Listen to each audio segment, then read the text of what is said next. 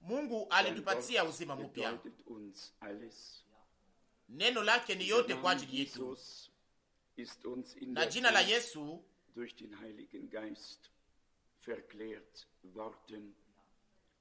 liliweza kuwa la utukufu kwa ajili yetu, lilifanywa kuwa la utukufu kwa ajili yetu kupitia Roho Mtakatifu.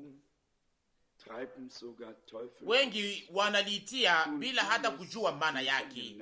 Wengi wanalitumikisha, wanafukuza hata pia mapepo, wanafanya mambo mengi kwa jina lake bila kujua linamaanisha nini kupitia ufunuo. Nikusema tunaweza kushukuru Bwana. Alifanya yale aliyokuwa ameahidi. Ingali wakati kidogo na ulimwengu hautaniona tena, lakini ninyi mtaniona, kwa maana nitajifunua kwenu, nitajionyesha kwenu. Niliweza kuguswa kidogo ndani ya moyo wangu wakati nilipoona hii kwaya kidogo, na nilipokumbuka miaka ya 17,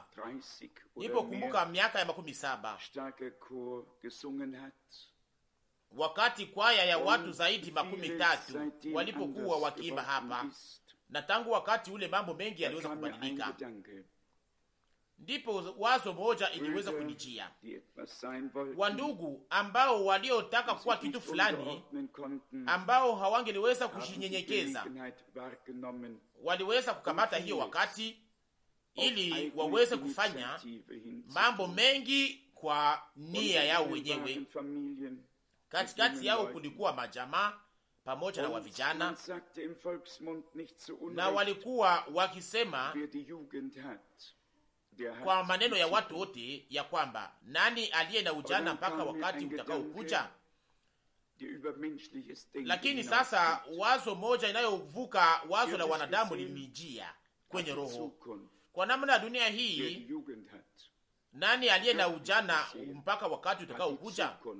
Lakini kwa namna ya kiungu, mtu ambaye aliye na neno na aliye na Bwana ndiye aliye na wakati utakaokuja.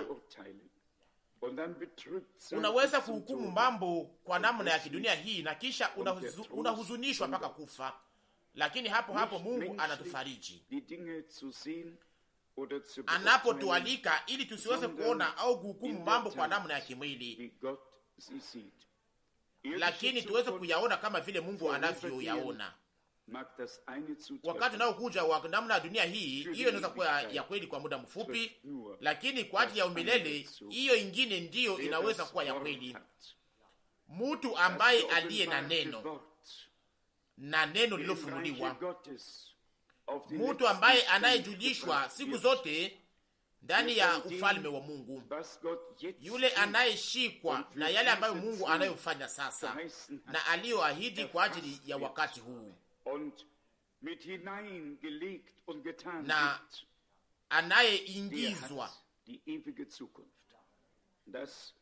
anayeingizwa katika yale ambayo Mungu anayofanya sasa, yule ndiye aliye na wakati utakao kuja wa milele. Hiyo ingepasha kutuweka nguvu ili tuweze kuvuka vizuri hizi mahuzuni zote. Kama wale wote ambao waliokuwa hapa wangeliweza kuwa hapa leo, tungelikuwa na hitaji ya chumba kilicho kubwa mara 3 kuwa kubwa kuliko hii ambayo tulio nayo leo hapa mbele yetu. Lakini Mungu yeye anajua mambo yote, nasi tunatazama Bwana, na tunatazama pia mwisho ambao utakuwa mzuri kwa ajili ya wale wote ambao walio wa Bwana. Paulo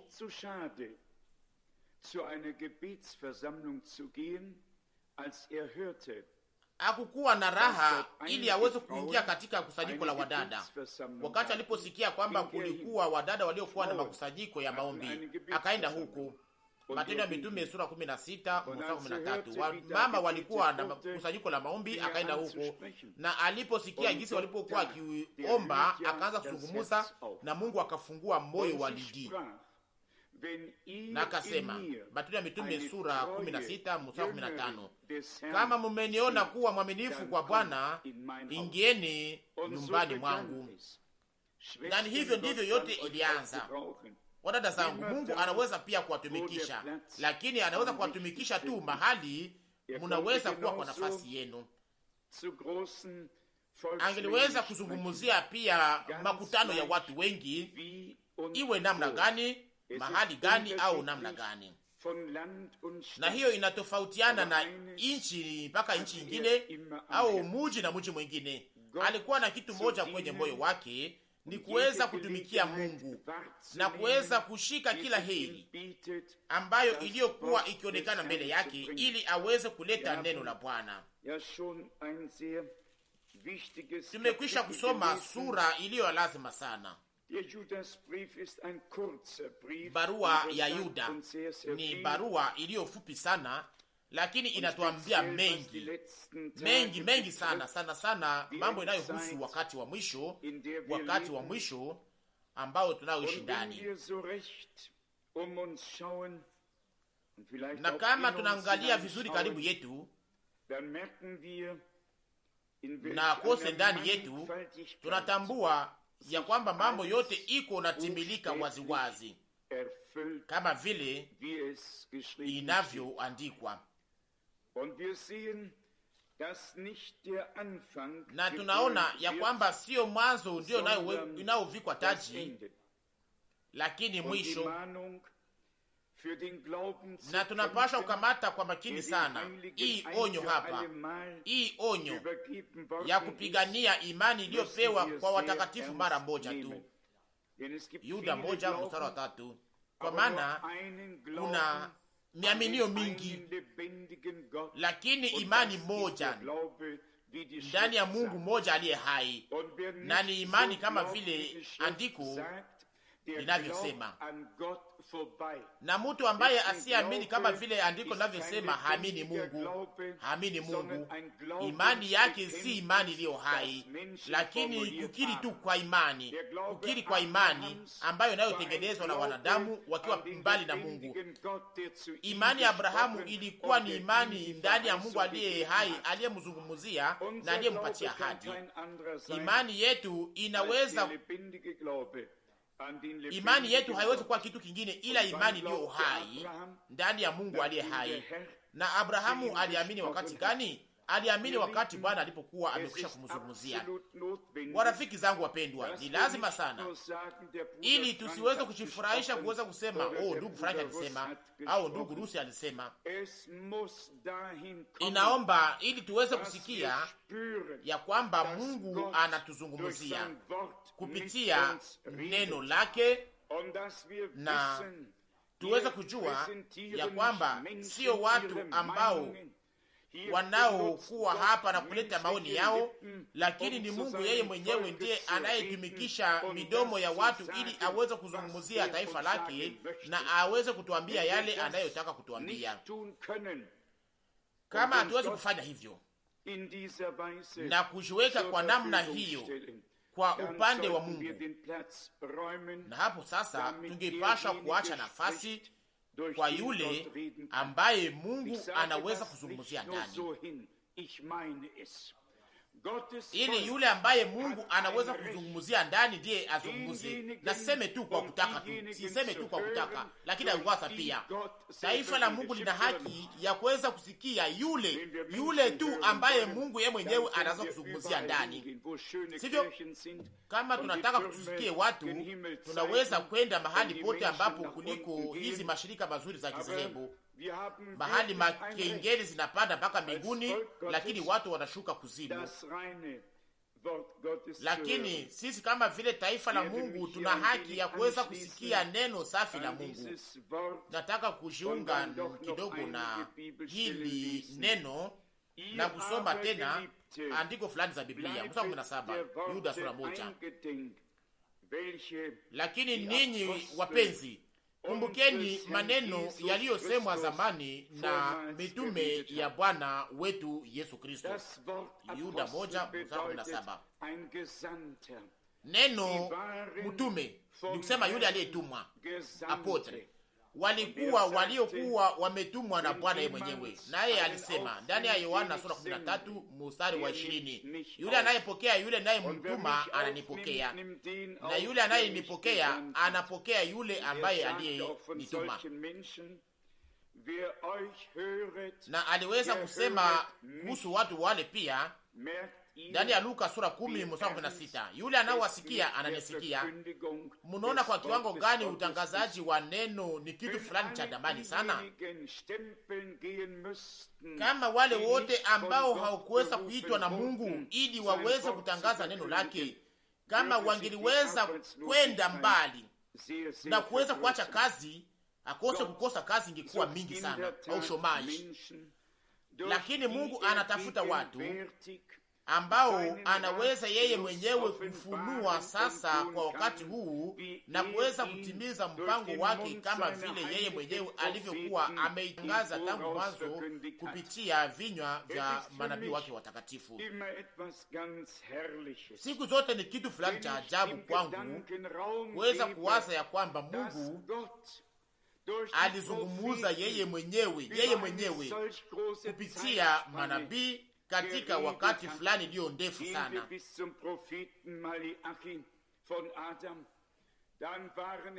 Kama tunaenda tangu Adamu mpaka nabii Malaki, kulifanya miaka 3600, na Mungu alizungumuza kupitia manabii hao wote katika hiyo muda wote, na yote inakubaliana kwa namna njema, yote ni ya kweli, yote inatimilika, yote yanatimilika. Na hapo sasa Mungu aliweza kukamata sasa wamitume ili awatumikishe kusudi waweze kuonyesha utimilifu wa yale ambayo manabii walikuwa wamesema. Mumeelewa hii?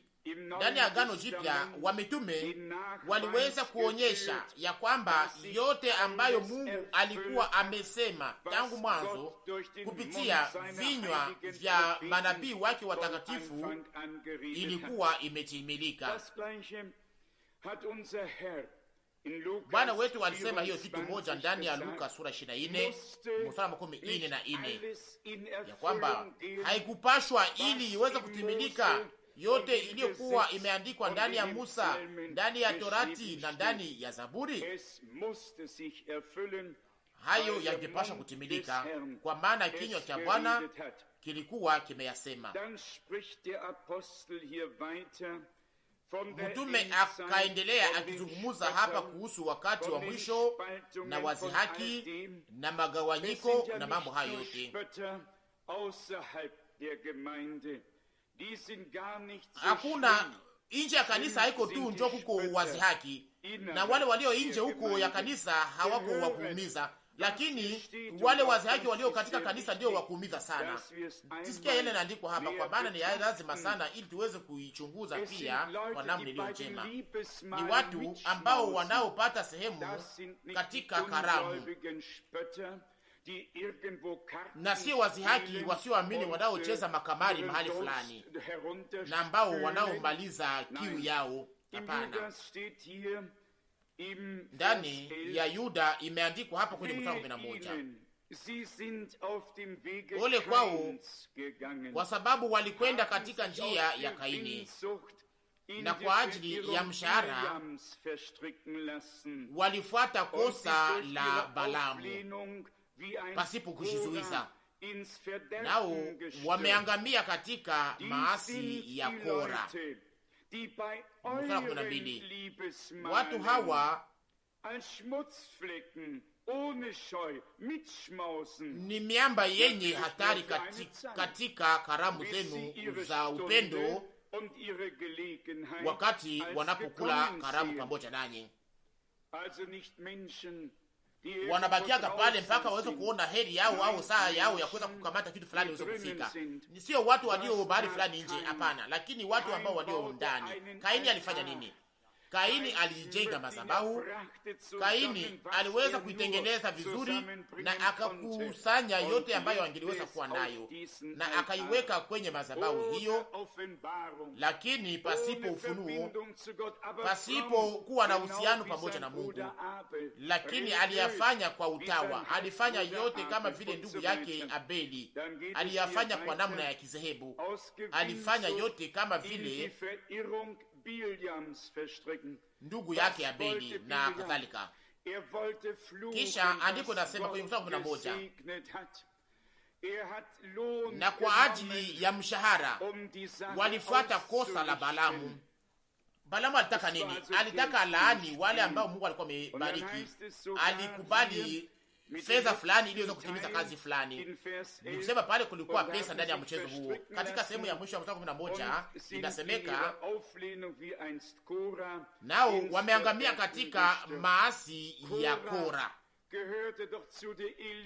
Kora naye alikuwa sehemu ya wale watumishi katikati ya wale ambao waliokuwa wameitwa na Musa na wengine wote. Hakukuwa mtu aliyekuwa nje ya kambi, alikuwa ni mtu aliyekuwa karibu sana, aliyekuwa karibu sana na kazi ya Mungu, alikuwa karibu sana ya kazi ya Mungu, na ijapokuwa chuki, wivu ikamshika, na akasema ndani ya Hesabu 16 mstari wa 3 ya kwamba Musa, uko peke yako hapa, mbona na sisi tuko hapa? Sasa Mungu hakutuita sisi sote kama vile wewe? Na hapo sasa kasirani ya Mungu ikawaka. Warafiki zangu wapendwa, ndani ya andiko kama hizi za Biblia, hapa hatuzungumze kuhusu mambo ya ulimwengu ya nje, lakini hapa ni watu ambao waliofanya sehemu katika karama yetu, ambao waliweza kukamata kosa hili fulani ya kukamata makosa fulani, na ni wao ndio wanao unda makundi. Moja anaenda katika mwongozo huu na mwingine anaenda katika mwongozo ule.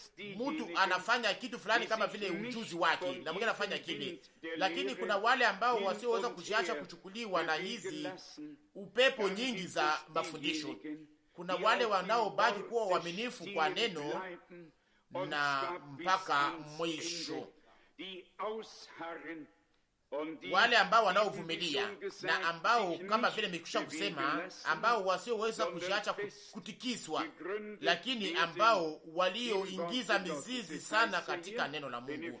Inasemeka hapa wakati mnaposoma kuhusu wale wazihaki kwenye mstari wa 17,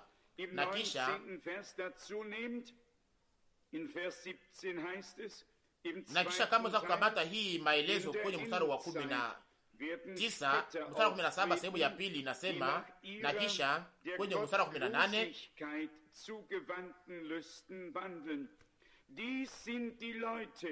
kwa wakati wa mwisho kutakuwa watu wenye kuzihaki wanaofuata tamaa zao wenyewe za upumbavu. 19, watu hawa ndio wanaoleta matengano.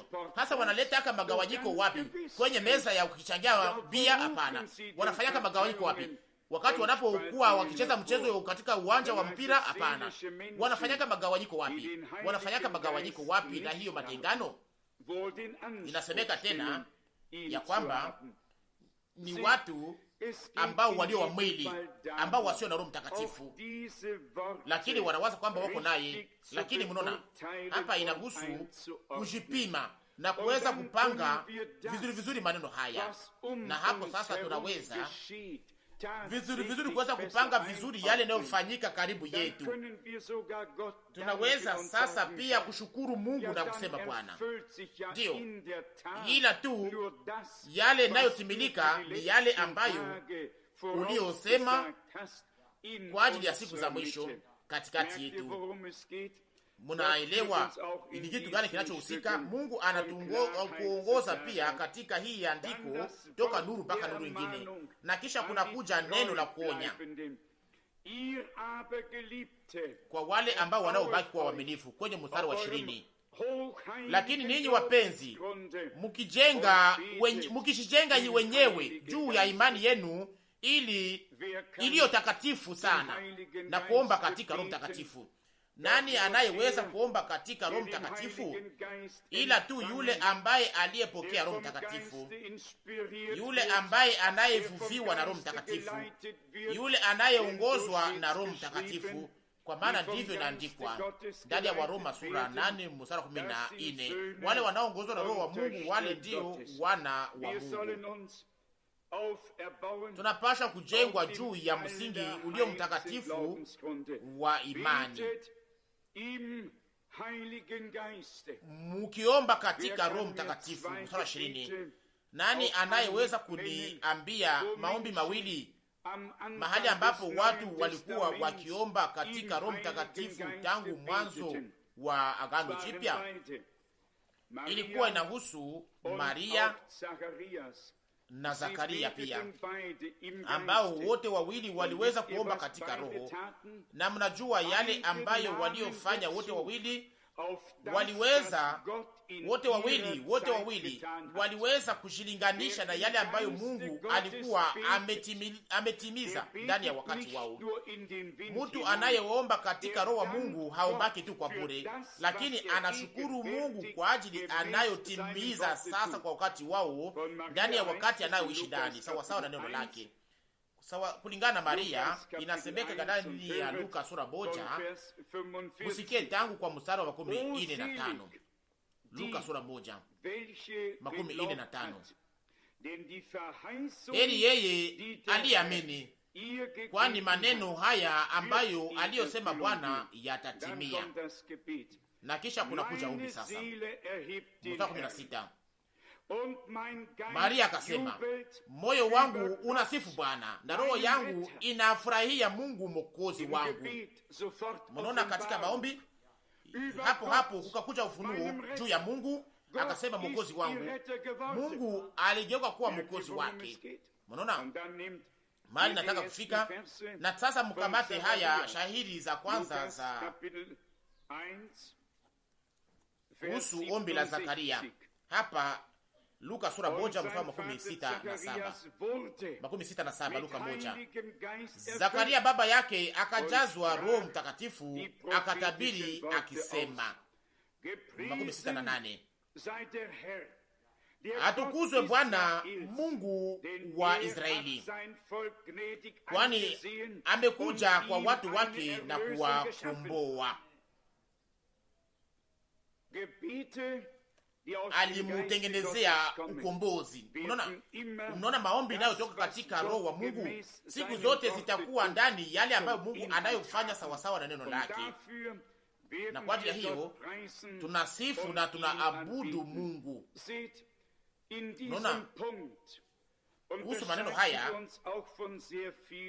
tuna tofautiana sana na makundi nyingi. Hatutaki tuweze kuona ikitimilika ndani yetu yale yanaandikwa ndani ya Marko sura 7, lakini tunataka ili tuweze kuwa macho, ili yale yanaandikwa hapa kuhusu wale ambao waliokuwa wakiheshimisha. Hataki kuwa waelewa nao, hataki tuweze kutimilika juu yetu yale katikati ya wale wanaoweza kutimilikiwa ndani neno ya wale wanao abudu Bwana kwa midomo. Marko sura 7:6. Akawambia, Isaya alitabiri vema juu yenu wadanganyifu, kama ilivyoandikwa. Isaya 29:13. Watu hawa wananiheshimisha au wananiheshimu kwa midomo, lakini moyo wao iko mbali nami. Na kisha inaendelea hapa kwenye mstari wa 7, Marko sura 7. Wananiabudu bure, wakifundisha mafundisho yaliyo amri za watu. Mahali pote ambapo neno au utangazaji inapoweza kuwa nachangwa na mawazo ya mtu na mafundisho ya kimutu na maagizo za kimutu, hapo sasa hiyo inakuwa ni bure. Mungu ni Mungu wa wivu. Mungu ni Mungu mtakatifu.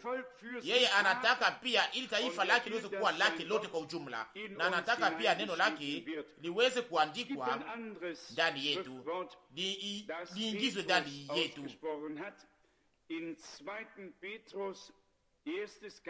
Kuna andiko ingine pia ambayo Petro aliyosema ndani ya Petro wa pili sura 1:16, mahali kunaposema ya kwamba hatukufuata hadithi zilizotengenezwa kwa akili, tulipowatangazia nguvu na kurudi kwa Bwana wetu Yesu Kristo,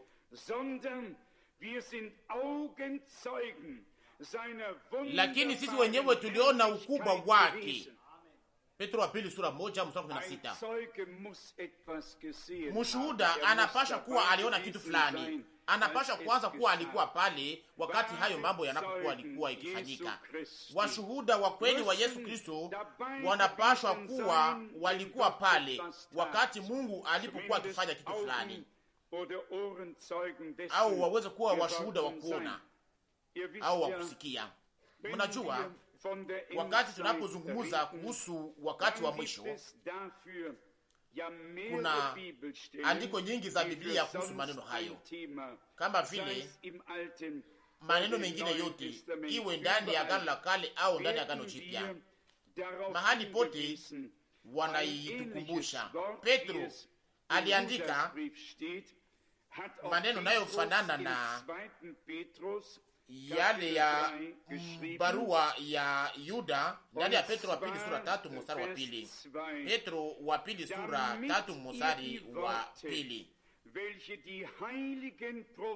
mupate kukumbuka maneno yaliyosemwa zamani na manabii watakatifu na amri ya Bwana na Mwokozi iliyoletwa na mitume yenu. Hapa alikusanya haya mambo mawili pamoja, ya kwamba mukumbuke ndani ya akili yenu maneno ambayo manabii watakatifu waliotamka mbele na yale ambayo wamitume wenu waliweza kuhubiri. Ni kusema sasa ya Agano la Kale na Agano Jipya ilikuwa ni utimilifu, na hapo sasa ikakuwa utimilifu wake. Ilikuwa ni ahadi, ilikuwa ni unabii, ilikuwa ni unabii na utimilifu wake, ahadi na utimilifu wa yale ambayo Mungu alikuwa ameahidi. Huyo Petro moja anaendelea kwenye mstari wa 3, mukijua kwanza neno hili ya kwamba katika siku za mwisho wenye kuzihaki watakuja na zihaka zao. Sitaki kuweza kuendelea hapa kusoma hapa, kwa maana hii siyo maneno yetu nilikuwa nazungumzia asubuhi hii, lakini ninawauliza swali hii: ni wakati gani watu wataonekana kama vile andikwa hapa? Na watakapouliza hii swali ambayo tunaweza kusoma kwenye mstari wa 4, iko wapi ahadi ya kuja kwake? Leo uliza Mprotestanti au Mkatolika anawaza nini kuhusu kurudi kwa Yesu Kristo? Nao au mtu yule anayeuliza yule Mkatolika au Mprotestanti ataweza kusema imani yake ya kwamba yeye Yesu atakuja ili aweze kuhukumu walio hai na walio kufa. Hawajui hata kitu fulani kuhusu kurudi kwa Yesu Kristo na unyakuo wa kanisa bibi harusi. Hiyo haijawahi kufundishwa kwao, hawaijue. Nani anayejua kurudi kwa Yesu Kristo? Nani anayejua ya kwamba aliahidi ndani ya Yohana 14:2, ninakwenda kuwatarishia mahali na nitarudi kuwachukua pamoja nami, ili muweze kuwa pia mahali mimi nipo. Mchunguze nyinyi wenyewe kama hizi kukiri kwa imani ya hizi madhehebu, kama kuna mmoja anayeweza hata kuzungumza kuhusu kurudi kwa Yesu Kristo. Hakuna hata wamoja wanaozungumzia hayo. Wanasemaka tu ya kwamba atakuja kuhukumu walio hai na walio kufa. Sasa ni wanani wanaojua kurudi kwa Yesu Kristo na wanaojua ahadi aliyotoa?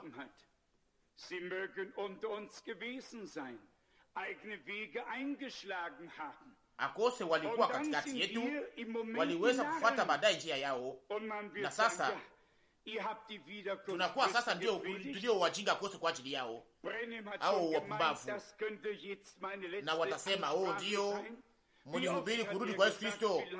Ndugu Branham alikuwa akishasema ya kwamba ilikuwa akose ndio mazungumzo yangu ya mwisho au mahubiri yangu ya mwisho. Sasa mara ngapi aliweza kusema ya kwamba hii ndiyo akose, ndiyo wa mwisho, hii ndiyo ya mwisho? Mbona tumekwisha kutangaza tangu miaka mingi, tukitangaza kurudi kwa Yesu Kristo, lakini sasa iko karibu. Sasa mkumbuke hesabu nyingi ya miaka ambayo imekwisha kupita. Lakini nawaambia wale ambao waliokuwa waamini katika wakati ule na ambao waliogeuka kuwa wasioamini wanakuwaka wabaya mara 7 kuliko jinsi walivyokuwa mbele, na muda utafika sasa watasema, oh, sasa ni wapi ahadi ya kuja kwake? Narudia tena, wasioamini hawajui kitu juu ya kurudi kwa Bwana, ila waamini tu ndio wanaijua. Nasi tutakuwa ambao wataweza kuvumilia haya, kubeba haya. Lakini tunajua kitu moja, hata kama tunaweza kupita katika wakati fulani wa jaribu na ya kungoja, Bwana atarudi. Yeye atarudi kama vile alivyotuahidi, na tunaamini ya kwamba tunaishi sasa katika wakati wa mwisho. Mtu fulani aliweza kunirudilia siku hizi ya kwamba alikuwa akiamini ya kwamba Bwana alikuja katika mwaka 1963 akijishinganisha na mambo fulani hapa na huko. Ninaweza kuwaonyesha ya kwamba ndugu Branham alisema pia ndani ya mwezi wa 11 mwaka 1965 ya kwamba tunangoja kurudi kwa Yesu Kristo. Wengi wanashilinganisha na nabii bila hata kuweza kuwa waliweza kupokea kupitia ufunuo wa Mungu yale ambayo aliyokuwa amepewa na Mungu. Na ni hapo ndipo kunakuwa shida kubwa. Lakini kulikuwa pia andiko fulani ambazo nilitaka kuweza kusoma sana sana. Hii iliyo katika barua kwa Timotheo inayobaki katika moyo wangu na ndani ya nafsi yangu, na ambayo inaweza kusikilikana pia kwa sauti ndani yangu, kwa sababu nilisikia mimi mwenyewe kwa masikio yangu mwenyewe waliponiambia simama na usome Timotheo wa pili sura 4. Munajua neno hili, munajua yale yanayoandikwa ndani hapa. Inahusu kukazilia kama hii, umuhimu wa kuweza kutangaza neno. Inaonyeshwa hapa kwa namna ambayo hawezi kupata mahali pengine ndani ya Biblia yote, mahali kunaposemeka ya kwamba tunapaswa kutangaza neno. Lakini msikie inayoandikwa hapa: ninakuagiza mbele ya Mungu na ya Bwana Yesu Kristo, ambaye atahukumu walio hai na waliokufa, na kwa kuonekana kwake na ufalme wake. Mstari wa 2. Hubiri neno. Hapa ni zaidi, haiko kama vile ombi tu kutoka kwa mtume, lakini hapa kuna umakini takatifu. Paulo aliweza kuapisha aweke kiapo kwa yule mfanyakazi mwenzake Timotheo, akimwambia baki mwaminifu, usipite pembeni kwa kushoto au kwa kume. Ulisikia kutoka kinywa changu kwa uhakika wote na ukweli. Baki kuwa mwaminifu, uichunge, uhubiri tu. Ninakuagiza. Kama mmoja wa katikati yetu anaweza kutumikisha matamshi kama haya leo, wanaweza kusema ndiyo, sasa nani aliye na haki ya kuweza kuwapa? Musisimamie juu ya neno moja, lakini mwelewe mambo au namna iliyokuwa imetamkwa. Ni kusema umuhimu wa swali inayosemeka hapo hapo. Ninajua pia ya kwamba imeandikwa ya kwamba hatupashi kuapa, ni kweli na kadhalika. Hapa haihusu kuweza kuapa, lakini kuweza kutamka kwa namna iliyo ya haki, kwa namna inayowezekana yote, kutumwa kwa kiungu kama vile ilivyo ya kweli, kama vile ilivyo kweli. Ndio maana matamshi hayo yanayosema hubiri neno, utende kwa namna hiyo. Ninakuagiza, ninaisema hapa kwa ajili ya mara ya 3 au mara ya 4, lakini kuna mambo fulani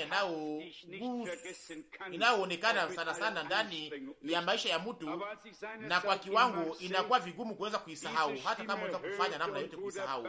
Lakini wakati posikia sauti hiyo ya kusikilikana huko Marseille, na ndugu Barilie alikuwa katika chumba ya kufuata asubuhi sana, wakati yote ilipokuwa imekwisha kumalizika. Niangalia kwenye saa, ilikuwa saa 11 kosa dakika 5 ya asubuhi. Bwana akazungumza mara mbili ya kufuata. Kwa mara ya kwanza nilikuwa nikishakia kidogo, kwa maana chumba ilikuwa baridi ndani, chumba ilikuwa ndani baridi sana, na sikutaka kuweza kuamka haraka haraka kwa sababu ya kuogopa baridi. Na hapo hapo sauti hii ikakuja ya nguvu, ikasikilikana mara ya pili ya kwamba simama na usome Timotheo wa pili sura 4.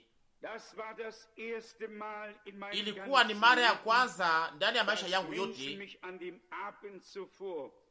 na watu walikuwa wamekwisha kuuliza swali siku iliyokuwa imepita jioni kuhusu ngurumo 7, na nilikuwa sijue kitu fulani, nilikuwa si bado kuyawazia. Nilikuwa nikijua ya kwamba ilikuwa imeandikwa ndani ya Ufunuo sura 10. Ninawaambia hapa, Mungu alinipatia jibu kutoka neno hili ambalo tumekwisha kusoma ya kwamba hubiri neno. Timotheo wa pili sura 4 mstari wa 2. Neno linaandikwa hapa toka ukarasa wa kwanza mpaka ukarasa wa mwisho, na yale yasiyoandikwa ndani ya neno hili haiwezi kuwa sehemu ya mahubiri yangu, ila yale ambayo yanayoandikwa ndilo neno la Mungu ambalo ninapaswa kuhubiri. Nilikuwa ningali na Biblia katika mikono yangu miwili, na wakati hiyo ufunuo njia nikaiweka sasa kwenye meza kidogo iliyokuwa ndani ya chumba, nikanyosha mikono yangu miwili mpaka kwa Mungu, nikasema, Bwana, vile vile kama vile ulivyo niambia sasa ya kwamba ningepaswa kusoma neno hili, hakuna mtu mwingine atakayeweza kuhubiri juu ya ngurumo 7, kwa sababu ngurumo 7 haziandikwe, nazo haiko sehemu ya utangazaji wetu. Mungu atafanya yale ambayo inapaswa kufanyika kwa wakati unaofaa, na ninawambia kweli safi, malaika anaweza kushuka toka mbinguni akivaa mavazi meupe kama vile theluji, akiwa na taji kwenye kichwa chake, akiwa na lulu kwenye taji lake, na uso wake iking'aa kama vile inajaa furaha, akizungukwa kwa nuru ya kung'aa sana, na kuniambia mheshimiwa Frank au ndugu Frank, ninapata sasa ufunuo wa ngurumo 7. Sasa nitaweza kuambia mtu yule, uende mbali nami na urudi mahali napotokea. Basi kwa sababu gani? Kwa sababu ni mamlaka ya kiungu na sio mamlaka yangu, lakini mamlaka ya neno. Na mnapaswa kuelewa kitu moja, ni kwamba ndani ya Ufunuo sura 10 malaika anayeshuka anaonyeshwa akiwa na kitabu kilicho wazi, na kama ninakamata hii kitabu kikiwa wazi, hiyo inamaanisha ya kwamba katika wakati ule haifungwe tena, haiwekwe tena mihuri, na pia hata nje ikiwa tena mihuri 7, lakini inapaswa kuwa ilifunguliwa nyuma ya kufungwa kwa mihuri 7. Ni kusema sasa kitabu kilikuwa kimefunguliwa ndani ya mikono yake, naye akaweka mguu wake mmoja kwenye bahari na ingine kwenye udongo. Nani wakati hiyo ilipofanyika, au wakati hiyo itakapofanyika, wakati yeye Bwana kama vile malaika wa agano, yeye kama vile mwenye mambo yote halisi, ndipo ataweza kuweka mamlaka yake kwenye dunia na kwenye bahari. Ndipo sasa ngurumo 7 zitasikilisha sauti yake. Hiyo ni Bwana anasema katika neno lake. Ingine yote ingali tu ni mambo ya kujidanganya, ya ujanja ya shetani adui. Unaweza kusema hiyo ni kweli, ni hivyo? Mungana mashaka juu ya neno la Mungu. Mimi ninasoma tu neno, na inaandikwa hapa, wakati wakati alipotoa sauti yake, ndipo ngurumo 7 zikasikilisha sauti yake. Isikie, inaandikwa pia kwenye mstari wa 4 ya Ufunuo sura 10.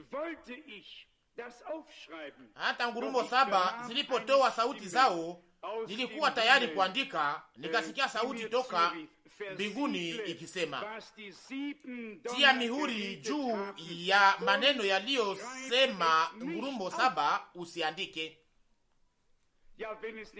Ndiyo, kama hiyo haikuandikwa, sasa ninaweza kusoma nini juu ya mambo haya? Ninawasomea sasa sura 1 ya Ufunuo ili muweze kujua ya kwamba yale ambayo iliyokuwa imeandikwa ndiyo ambayo inayoweza kukamatwa kwenye moyo na kulindwa na kuchungwa. Ufunuo sura 1 mstari wa 3. Heri anayesoma nao wanaosikia maneno ya unabii huu na kushika maneno yaliyoandikwa ndani yake. Yale inayoandikwa ndani yake. Mstari wa 3. Kwa maana wakati umekaribia. Yale ambayo haikuandikwa, Mungu alichunga kwa nguvu zake, aliwekea nguvu zake, nayo haiko sehemu ya mahubiri yetu. Ninakumbuka ndugu yetu mpendwa Branham aliyekuwa ameweka tumaini yake kubwa ndani yake ya kwamba Bwana angepaswa kufanya kitu fulani kilicho kubwa katika wakati wa namna hiyo, na naamini kwamba Mungu atafanya kitu fulani cha kipekee mbele ya unyakuo wa bibi harusi. Ninayamini kwa moyo wangu wote, lakini siwezi kusema ya kwamba itakuwa kitu fulani ambacho kisichokuwa cha kibiblia, na hakuna mtu anayeweza kunisikia vibaya kwa hiyo, lakini tunapaswa kuipata ndani ya ukarasa 5 za mwisho za kitabu cha mihuri. Akasema waziwazi ya kwamba kama vile hakuna mtu anayejua wakati wa kurudi kwa Yesu Kristo, na hakuna mtu atakayejua siri za ngurumo 7. Mshaka soma hiyo nyote, hiyo ndio inaandikwa pale. Lakini kuna watu ambao wasiosoma, wawasomake yale ambayo hailingani na jinsi wanavyowaza. Lakini pia nina maneno mawili au andiko 2 zaidi ambayo nitaka kusoma. Sana sana ni ile ya nabii Yeremia. Nilikuwa na hiyo kwenye moyo wangu, na ndugu yangu aliweza kunikumbusha. Inaandikwa hapa ndani ya Yeremia sura 6 kwenye mstari wa 16. Yeremia 6 mstari wa 16.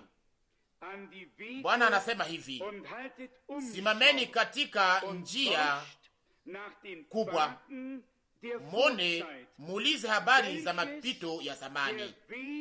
Ni wapi njia iliyo njema?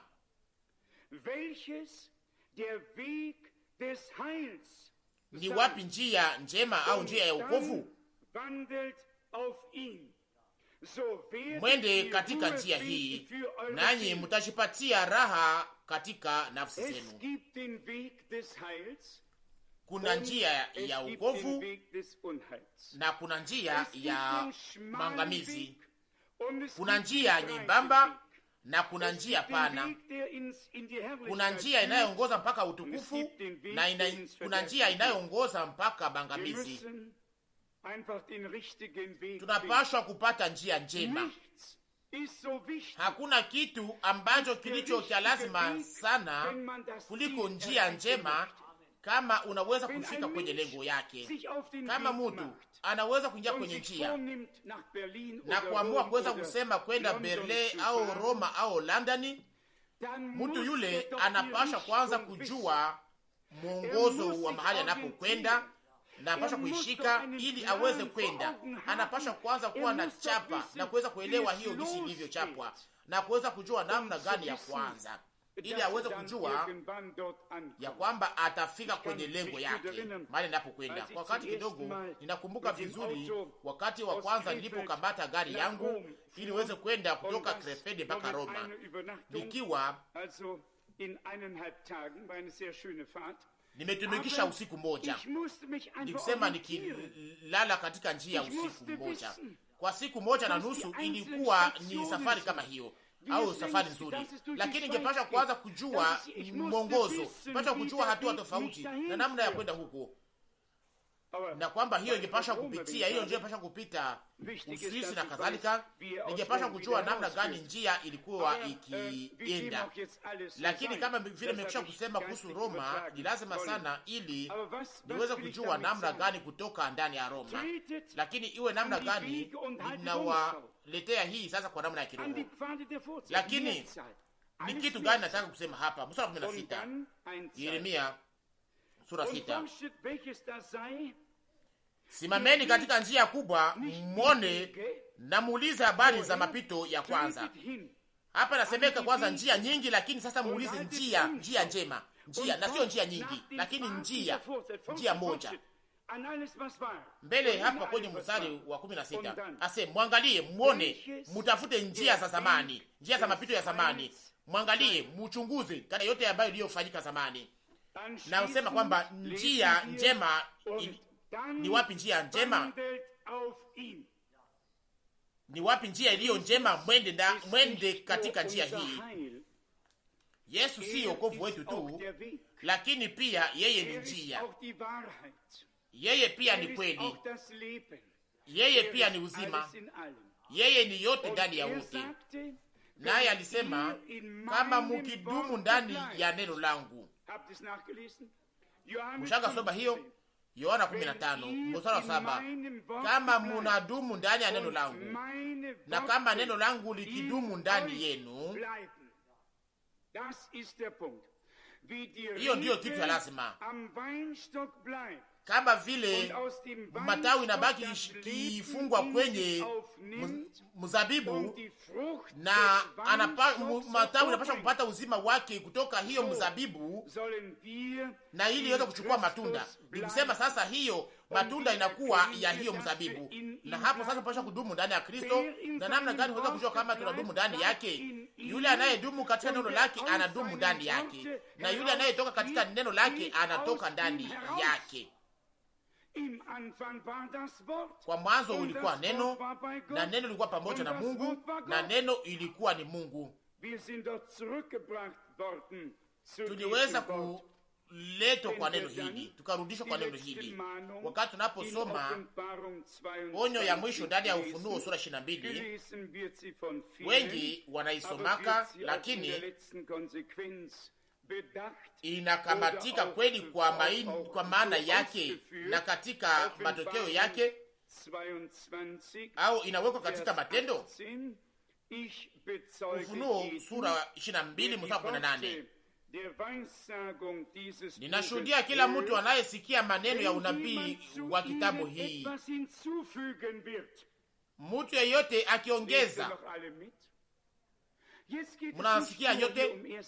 Ufunuo sura 22 mstari 18. Hapa haihusu Mwanzo sura 1 au sura 3 au barua ya pili kwa Korinto.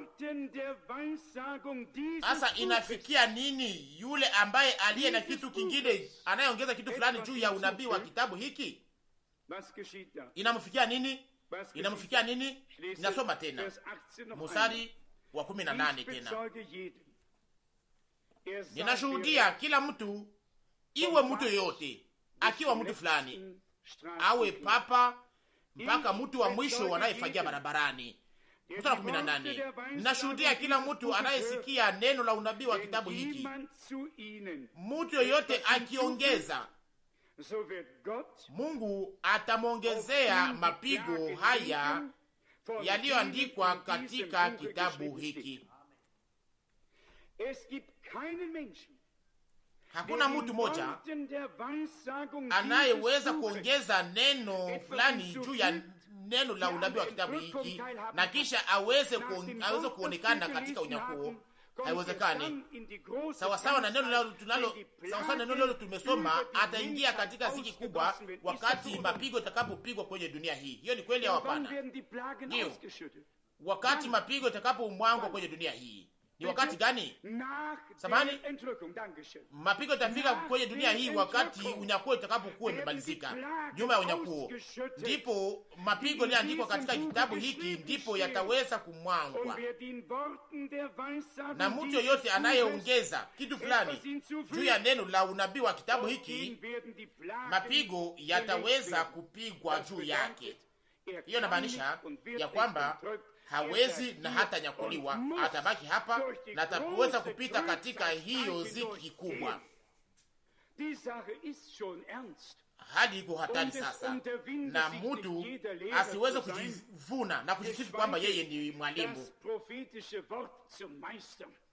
Mtu asiweze kuingia pale akaweza kufundisha na kisha aanze kudharau tena neno la unabii. Na tena ninajua kazi ambayo nilio nayo na usimamizi ambao nilio nao katika kazi hii. Nikusema tuna usimamizi mbele ya Mungu kwa ajili ya nafsi ambazo Mungu alizotupatia. Hapa hawahubiri tu ili tugeuke kuwa sisi waamini sisi wenyewe au tuwe wenye heri, lakini hapa neno linatangazwa ili wote katika wakati unaokuja waweze kutoka katika imani wakiona walioamini. Msome polepole yale yanaandikwa ndani ya maziki, ndani ya vikombe vya gazabu, na yale yote ambayo itakayomwangwa kwenye dunia hii kama vile hukumu. Nasi tunaweza kuzungumuza wakati wote tunapoweza, tunaweza kuzungumuza kuhusu ujumbe na mjumbe, lakini kama hatubaki katika mipaka ambayo Mungu aliyotuwekea, lakini tunapoongeza au tupunguze kitu fulani, hapo sasa hayo yote haitakuwa na maana kwetu.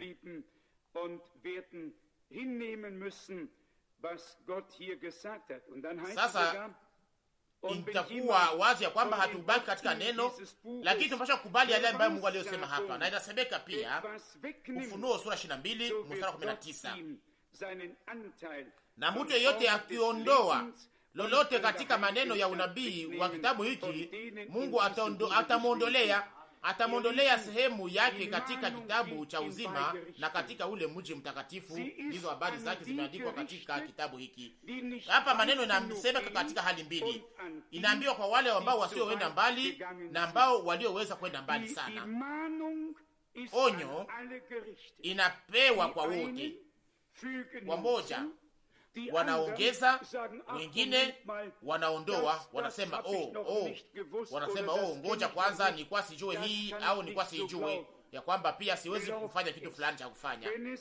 Lakini muiamini, kama ni neno la Mungu, muiamini kwa moyo wenu wote, hata kama hamujaelewa bado.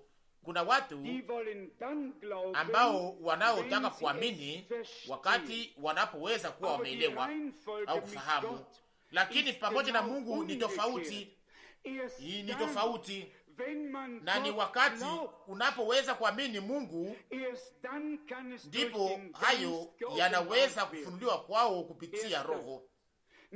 Ndipo, na sio kwamba tuweze kuelewa kwanza na kisha tuweze kuamini, lakini kwanza tuweze kuamini kama vile andiko linavyosema, kama vile andiko lilivyosema, ili sasa iweze kuwa imefunuliwa kwetu na Mungu. Tunakuja kwa neno hili la nabii Yeremia sura 6 mstari 16. Mwende katika njia hii, simameni katika njia kubwa, mwone na muulize habari za mapito ya zamani. Mungu alianza njia yake pamoja na manabii wake na wa mitume wake. Anakuwa na njia moja, lakini yeye anaongoza wote pamoja mpaka kwenye njia ya wokovu. Mungu alikuwa na manabii wengi waliokuwa wakitabiri, lakini manabii zote zilikuwa zimesemeka zikafanywa kuwa moja na zikatimilika katika Yesu Kristo, sawa sana neno la Waebrania sura 1, ya kwamba tangu wakati wa zamani Mungu alizungumza kwa namna nyingi na kwa namna tofauti kupitia manabii, lakini sasa katika wakati wa mwisho amezungumza ndani ya mwana wake. Alisema kwa machache yale ambayo vinywa vya manabii walikuwa wametangaza, au Mungu yale ambayo Mungu alikuwa ametangaza kupitia wao, na kisha sasa baadaye akaitimiza kupitia Kristo, na hapo sasa neno likafanyika kuwa mwili na likakaa katikati yetu. Kama vile mshakusemeka, yeye ni njia na kweli na uzima. Yeye ni wokovu wetu, ukombozi wetu, yeye ni yote yetu. Naendelea na kusoma kwangu mstari wa 16 samani. Yeremia 6 mstari wa 16. Lakini walisema hatutaki kwenda katika njia hii. Hiyo ndiyo shida kubwa sasa. Yeremia 6 mstari wa 16, sehemu ya pili. Wakati Mungu anapofunua mapenzi yake kwa taifa lake kupitia neno la unabii, neno hilo linakuwa la kupenya, linakuwa la kushinda. Mungu hajawahi kutuma nabii bila kwanza aweze kuwa na kitu fulani cha kuweza kutimiza hapa duniani, na bila hata kuweza kutumikisha watu au vinywa vya watu ili aweze kutangaza neno lake hapa duniani. Mungu alikuwa na Noa, Abrahamu na Musa. Mungu alikuwa na watu ambao wangelipashwa kutangaza na kujulisha taifa lake asubuhi na jioni, lakini hawakusikia, hawakutaka kusikia. Sasa nyuma jibu ilipokuja, imeandikwa kwenye mstari wa 16, lakini walisema hatutaki kwenda katika njia hii. Mstari wa 17, nami niliweka walinzi juu yenu wakisema, sikilizeni sauti ya baragumu, lakini walisema hatutaki kusikiliza.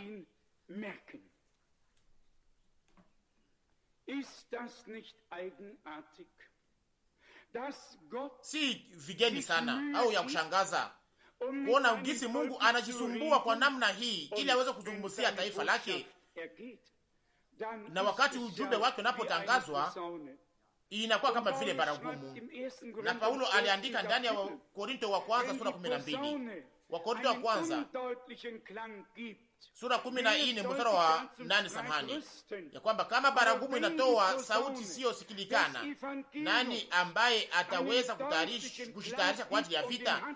Lakini kama baragumu ya injili inasikilikana vizuri, na iliweza kusikilikana kweli vizuri, tuliweza kuimba nyimbo nzuri ya kiungu, sivyo? Mnajua wakati mtu anapopiga kinanda vizuri, anaweza kuipiga sawa sawa na gisi alipangwa.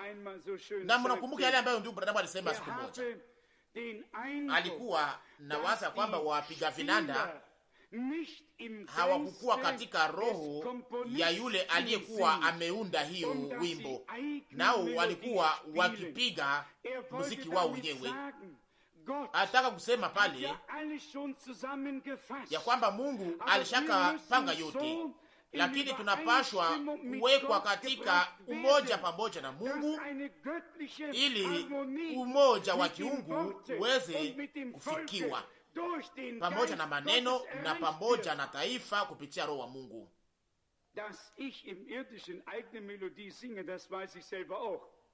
Ninajua mimi mwenyewe ya kwamba ninaimbaka muziki wangu kwa namna ya dunia hii, lakini kwa namna ya kiroho inayohusu sasa utangazaji, inayohusika na mahubiri, na waza kwamba ninapaswa kuimba sawasawa na jinsi vilivyopangwa. Sifa zipewe kwa Mungu, lakini nafurahisha sana kwa sababu siwezi kuzuizwa, lakini mweze kuelewa umuhimu wa hali.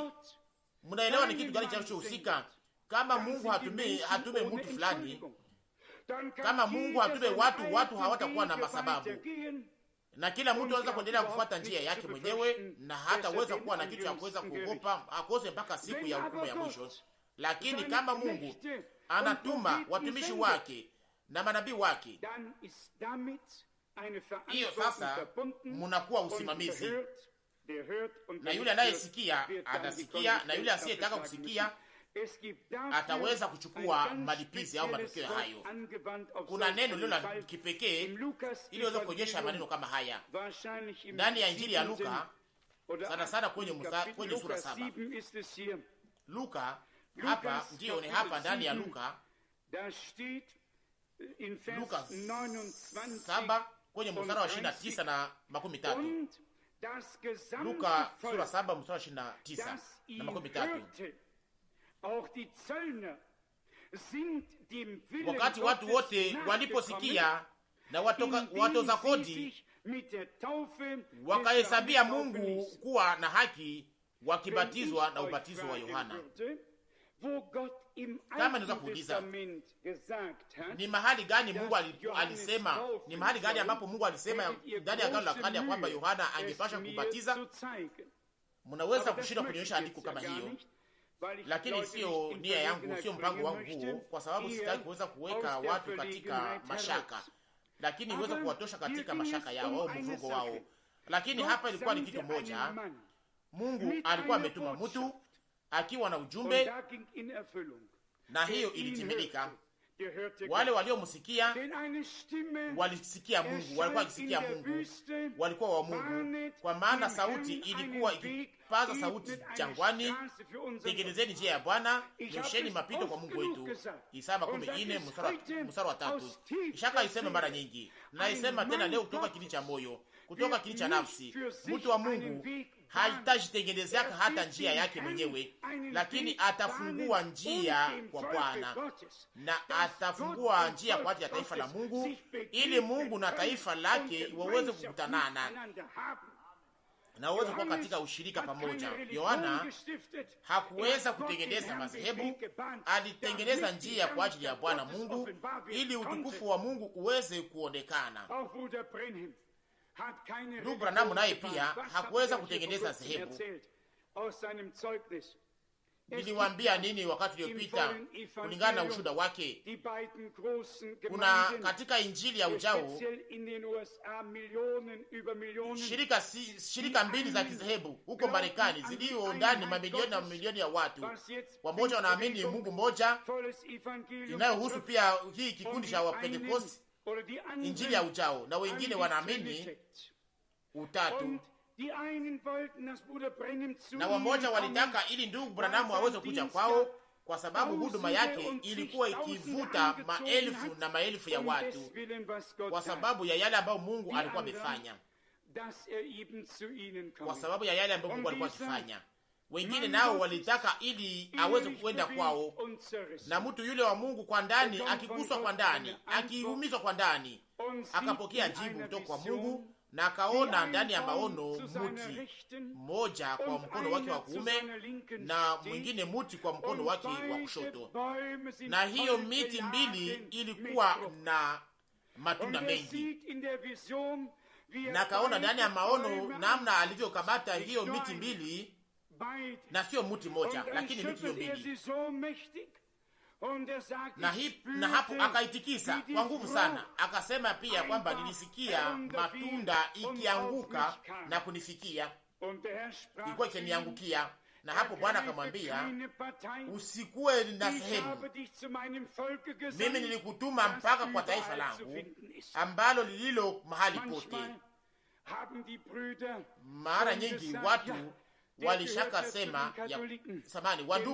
wandugu washaka sema, oh ndiyo, yeye ni mmoja wa Katolika, ya kwamba alihubiri mahali fulani katika shirika la kizehebu fulani. Lakini kweli, na mimi mwenyewe niweza kuhubiri mimi mwenyewe siku moja katika shirika la kizehebu la Kiroma, siku ya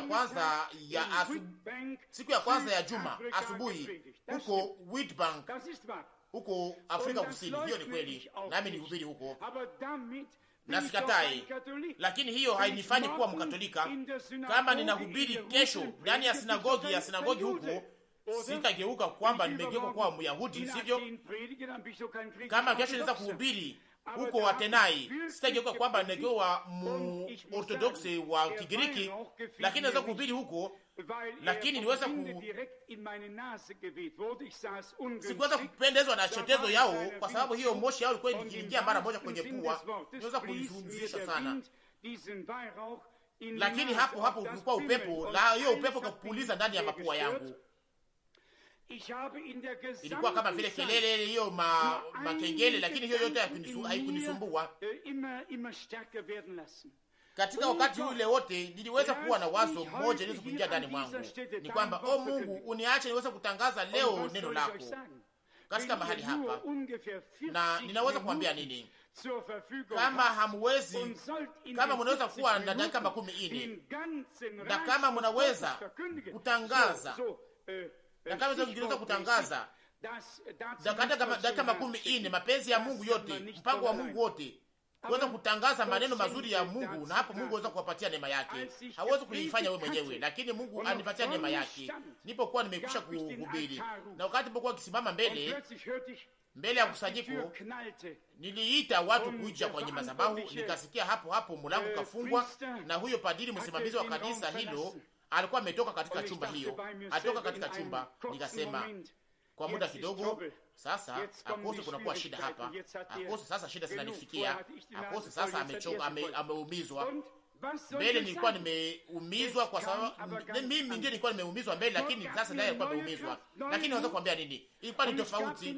Mungu akanipatia nguvu mpya, akanipatia bidii mpya. Nikaita kwenda kwenye madhabahu, nikamwambia kama Mungu amewaita leo kupitia maneno haya, na kama mnahitaji muweze kufanya mazoezi pamoja na Bwana ninyi wenyewe, na kuweza kuikubali kama na kuweza kumkubali kama mwokozi wenu wenyewe, muweze kunyosha mikono yenu. Na hapo mikono mingi kanyoshwa, nikafanya yale ambayo nilikuwa bado kufanya. Hapo niweza kusema kama kweli mko wazi kwa maoni yenu kuweza kutakasia maisha yenu kwa Mungu, muweze kusimama sasa, na mnaweza kuwazia hiyo ilikuwa inamaanisha nini. Wakati watu wanaposimama mbele, wengine wote walikuwa wakiweka macho juu yao, na ilikuwa ni kusanyiko kubwa la kizehebu iliyokuwa kubwa ya mji. Na hapo kwa mwisho niweza kuomba pamoja nao wote ombi la wenye zambi, niweze kuomba rehema kwa Bwana. Na hapo tena baadaye nikaweza kuita ili wale wote wanaohitaji kuweza kutumikishwa, waweza kupatiwa vitabu na kadhalika, katikati ya wale waliokuwa wamenyosha mikono na waliweza kuniachia maadresi zao. Watu 65 waliweza kunipatia maadresi zao ili niweze kuwatumia vitabu. Na wakati ipo maliza, padiri akakuja akiwa amebadilika, akakuja, alikuwa amebadilisha mavazi yake, akaniletea pia, akanipatia pia adresi yake ili niweze kutumia pia vitabu. Unaona, nikisema haiko kuhukumu wengine, haihusu kuhukumu wengine, lakini kuweza kutangaza Injili, lakini si kwa ajili ya kushuka pamoja nao, lakini kuweza kufanya yale ambayo Mungu aliyotuahidi. Lakini kama vile Bwana anavyofungua, kama vile Mungu anavyofungua milango tofauti. Mfano kidogo, ndugu Shtaike na ninyi nyote wa Karaganda, mliweza kutambua ya kwamba wakati wa makusanyiko, sijui kama mlikuwa pale katika hiyo shirika la Kibatisti, sikuweza kusema mambo makubwa, lakini ndani ya gari nilikuwa nimeeleza yote kwa maelezo marefu kwa mtafsiri wangu kuhusu mambo ya uungu, kuhusu mambo ya ubatizo, na nilikuwa nimempatia usimamizi mbele ya Mungu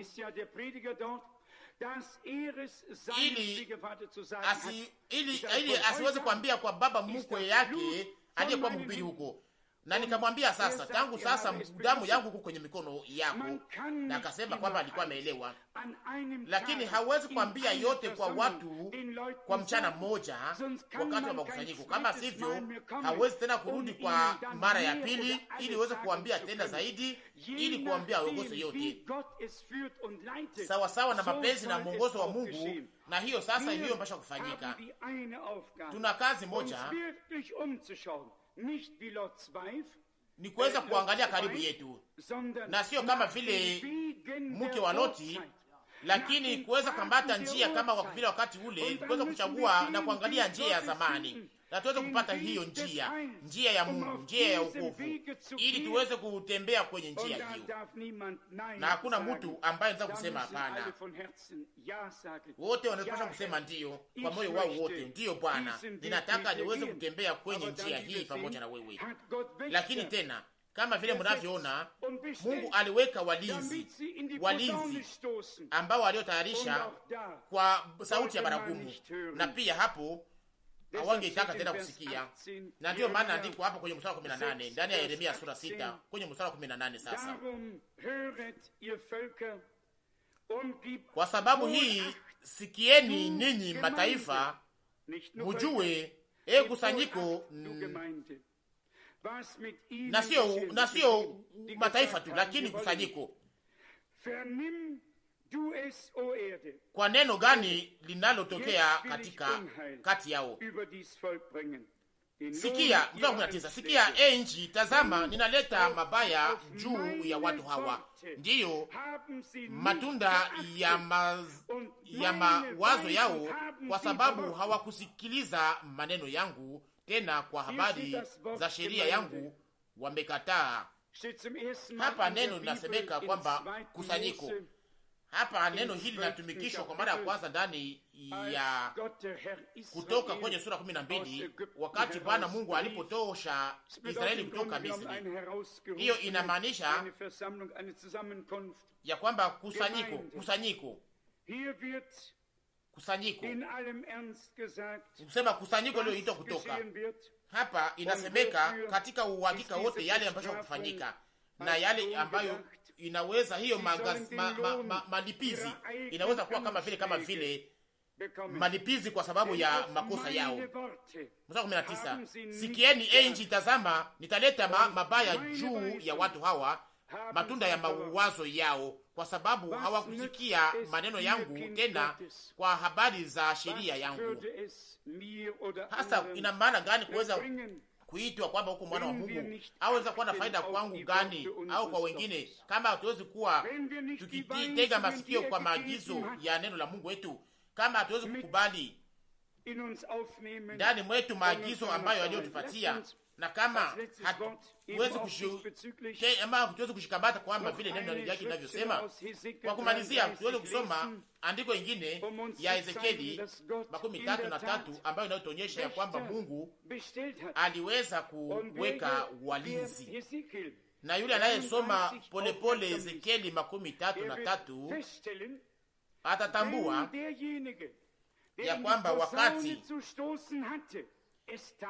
yule ambaye angepasha kupiga baragumu alikuwa akiyafanya na alipokuwa akionya taifa, lakini kama taifa alikusikia na kama adui angeweza kuwashika kwa mshitukio, hapo sasa huyo mlinzi hangeliweza kuwa na makosa. Lakini kama mlinzi hakupiga baragumu na kama adui anakuja na kuua wote, sasa hapo sasa mlinzi anakuwa msimamizi wa hiyo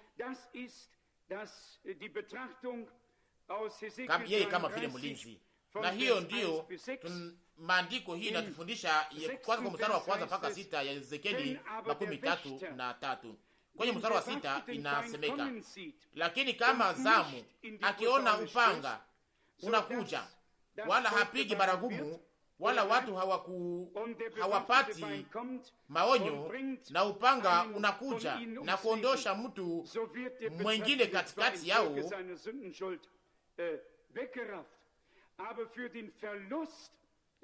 ameondoshwa katika uovu wake, lakini damu yake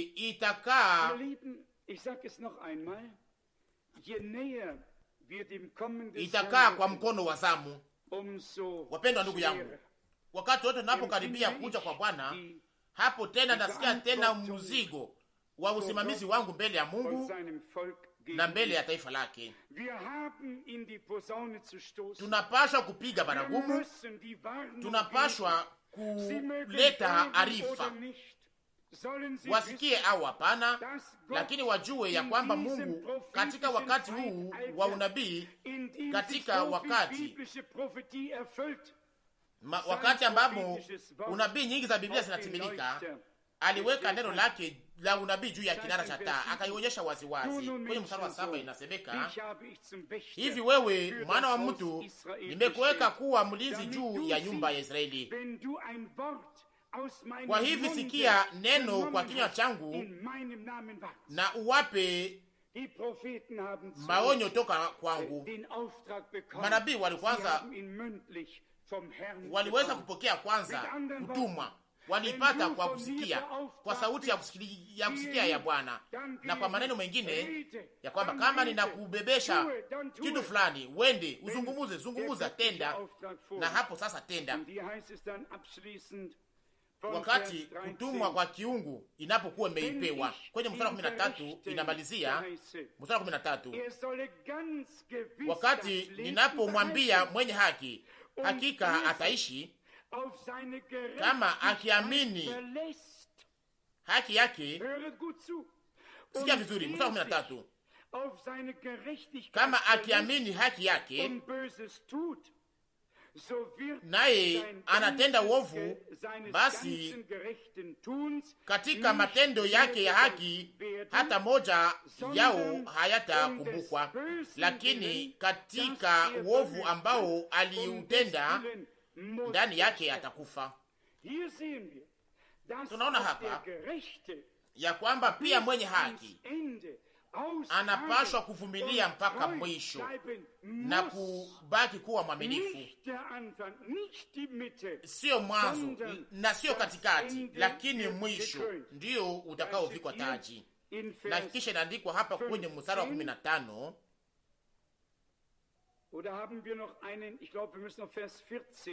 au tuna ingine ndiyo nawaza tunapashwa kusoma kose mstari wa 14. Mstari wa 14: tena wakati ninapomwambia mwovu hakika utakufa, nikusema mtu mwovu, mtu asiyeogopa Mungu, asiye na Mungu, kama akigeuka katika dhambi yake na kutenda hukumu na haki. Mstari wa 15: kama mwovu atarudisha amana na kutoa tena ambayo alivikamata kwa kunyang'anya, na kutembea katika sheria za uzima pasipo kutenda uovu, hakika ataishi hatakufa. Ilikuwa ni nani hapa? Aina mbili tunazionyeshwa hapa. Ya kwanza ni ya waamini, na kisha wanategemea haki yao, na kisha baadaye wanateleza katika hiyo haki yao wenyewe, na hapo wanasahau hiyo haki inayotoka kwa Mungu, na wanasahau ya kwamba si sote tumegeuka kuwa wenye haki kupitia damu ya mwana kondoo, kupitia damu ya mwana kondoo, na kisha wanaenda mbali, na hapo wanaona haki yao wenyewe, na hapo wanapotea.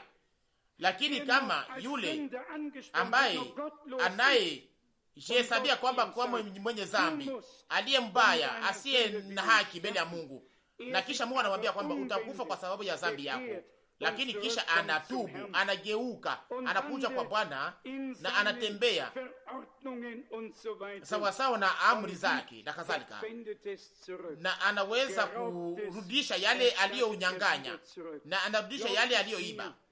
Sasa mniamini,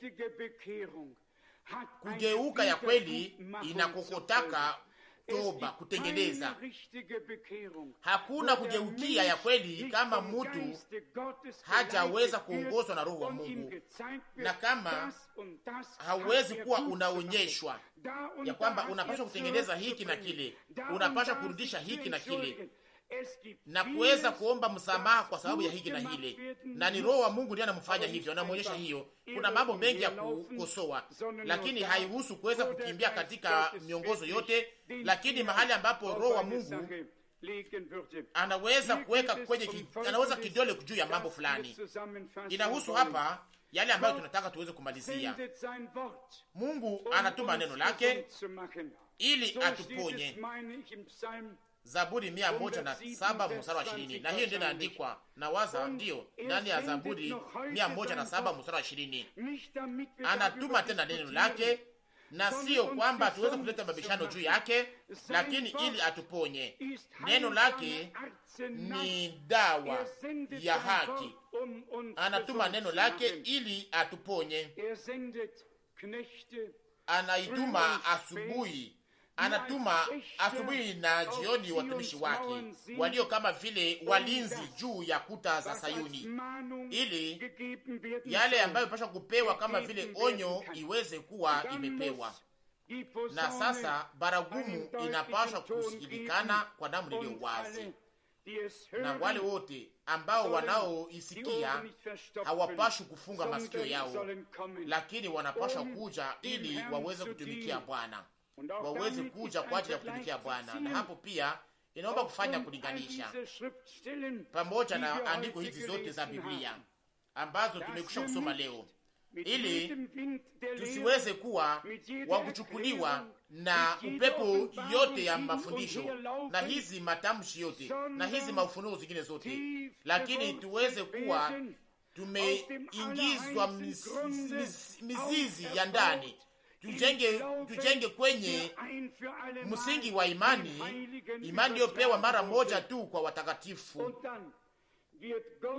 na hapo sasa Mungu atafurahi kwa ajili yetu na tutatembea ndani ya njia, mapenzi yake mema itakuwa juu yetu na tutatembea katika njia ya wokovu.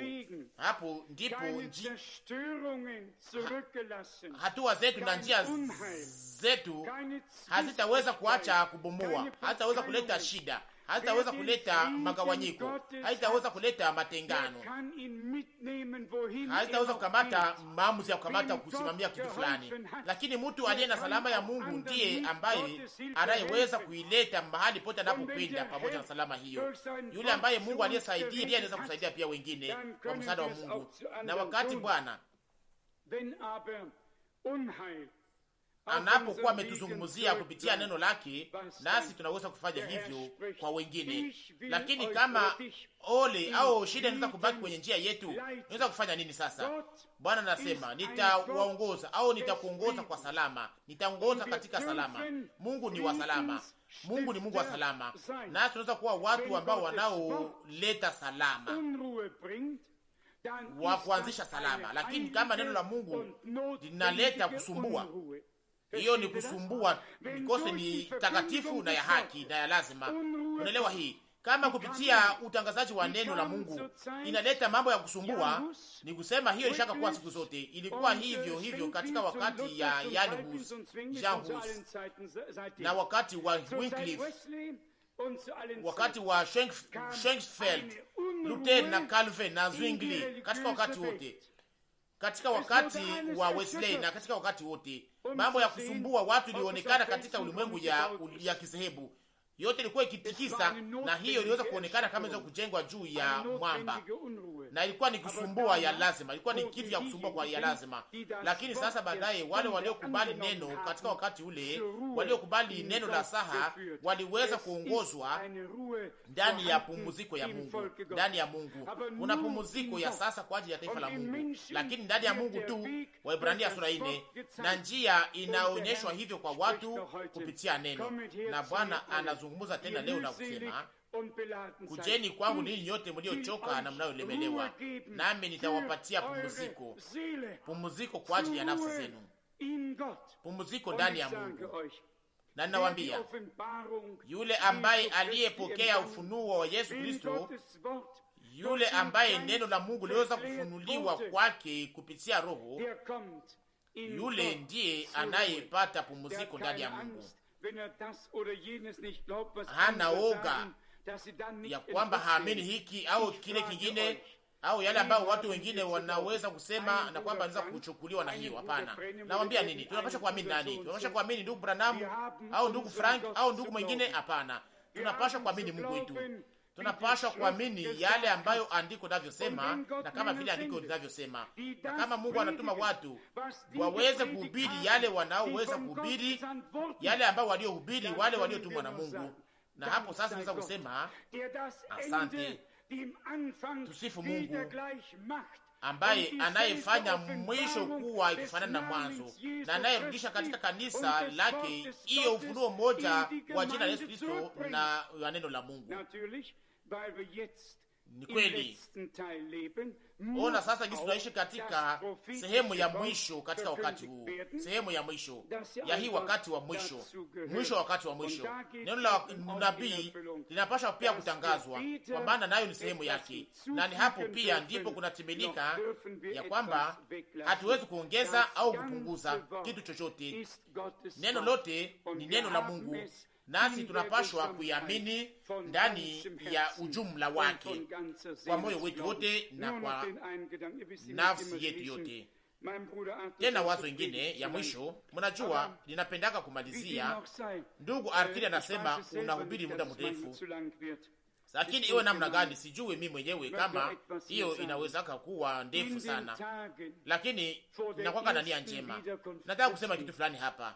Ndani ya siku ambazo zilizotangulia kuja kwa kwanza kwa Kristo, wengi waliweza kusema au wengi wangeweza kusema, oh, tuna hekalu letu, tuna sinagogi yetu, tuna kuhani mkubwa, tuna waandishi, tuna wafarisayo, wasadukayo.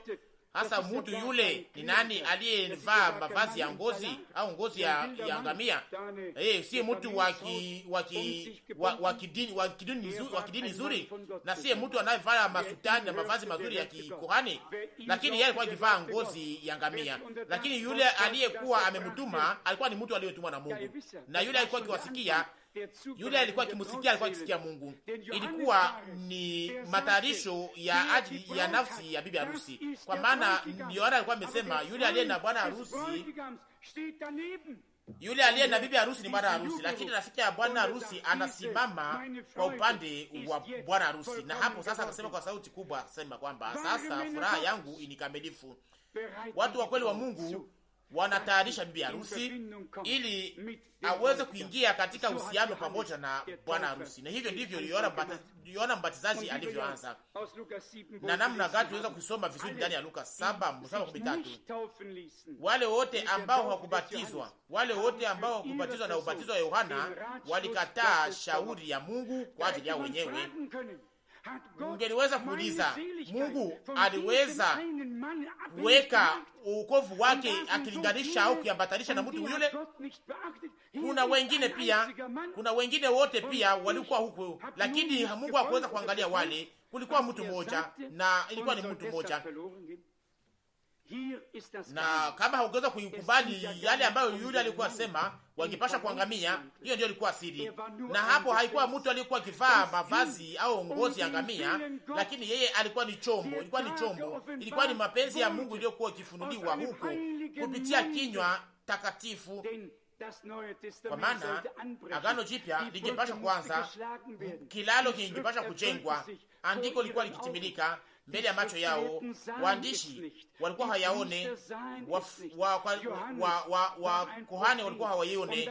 Yohana alikuwa nabii na neno linakujaka kwa manabii, naye akafika wakati alipoleta ujumbe wa kiungu kwa ajili ya matayarisho ya Masihi aliyepasha kuja, bwana harusi. Na ndio maana ilikuwa lazima katika hali kama hiyo. Hapa sio Noa anayehusika au Paulo au Eliya au Yohana au ndugu Branamu. Katika hali kama hiyo, hapo ni Mungu ndiye anayehusika, ambaye kwa wakati fulani anayekuwa na kitu fulani kilicho cha kipekee kinachofanyika ndani ya habari ya wokovu. Anatuma sasa watumishi wake asubuhi na jioni, na hapo tunapaswa kumsikiliza na kutii, na acha Mungu aweze kutupatia neema ya kufanya hivyo. Amina.